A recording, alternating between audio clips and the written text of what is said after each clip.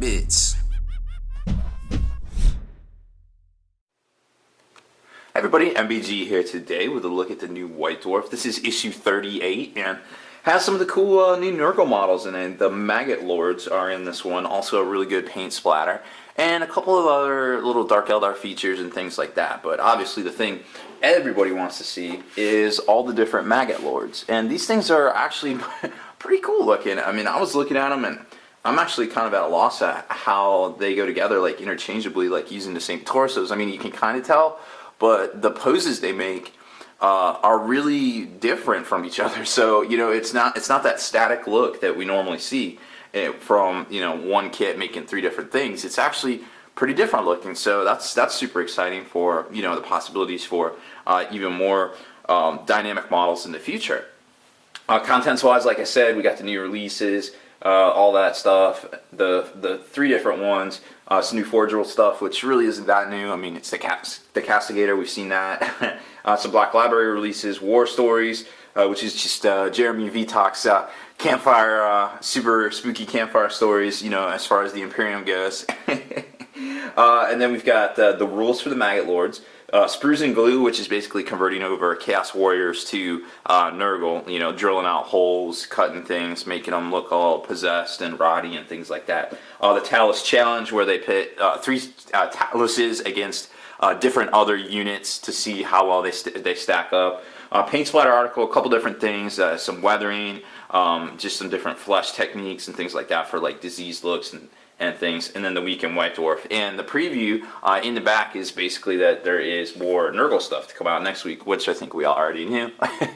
So here's the first version that you can make out of the Maggot Lord kit. Orgot's Daemon Spew.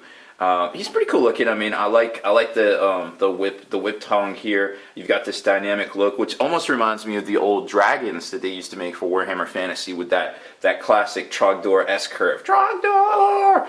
And then you've got the rider on top there with the cool double axes. Not so sure about his styling right there, but he's pretty cool looking in general.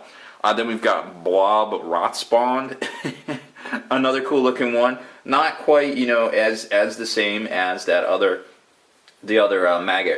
maggot mount, but you can still kind of see the similarities. I mean, of course, he's got the phlegm attack right there, and then some really crazy like maggots coming out of his face, and some black flies and things like that munching on his brains up here. So that's pretty crazy looking. And then my personal favorite, Morbidex, the Twiceborn, who's got this kind of simian like walking pose kind of thing to him. It's got this triple tongue. He's got this little fella right here. They call him what do they call him? Oh, little boo boo. Oh, it's so cute.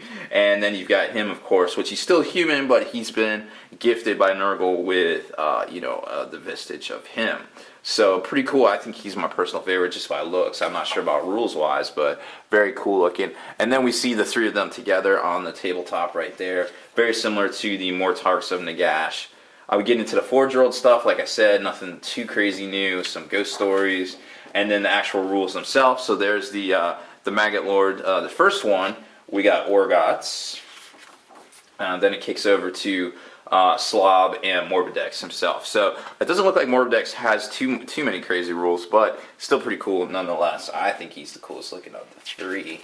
And then we get into Sprues and Glues, like I said, just basically Chaos Warriors, drilling out bolters, doing a bunch of different things. But what I really want to talk about is the paint splatter article here. There it is, 4 pages.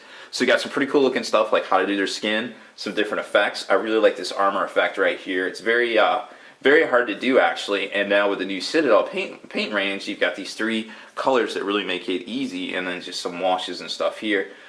Some different flesh tones and stuff. And remember too, and I've been painting a lot of demons recently.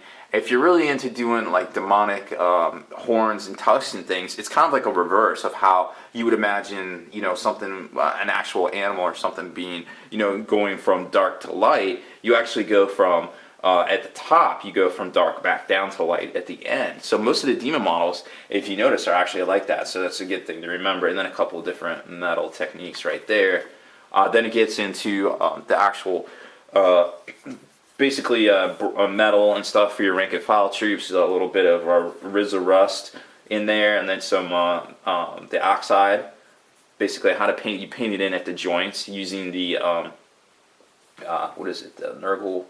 Shoot, the typhus corrosion. You kind of paint it in the cracks to kind of build up that grit in mud and rust and stuff, and then use the vanilla oxide to get in there where the plates would meet, where there would be basically like rubbing against each other and things like that, exposed surfaces.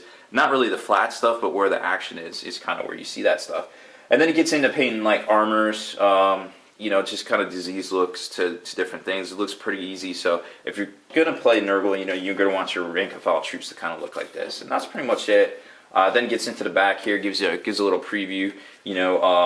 Chaos Ascendant, a new the end times continue, and on sale next Saturday, and all the GW stores and trade accounts, independent retailers across the world. So who knows what that'll be? Probably maybe End Times Book 2, maybe.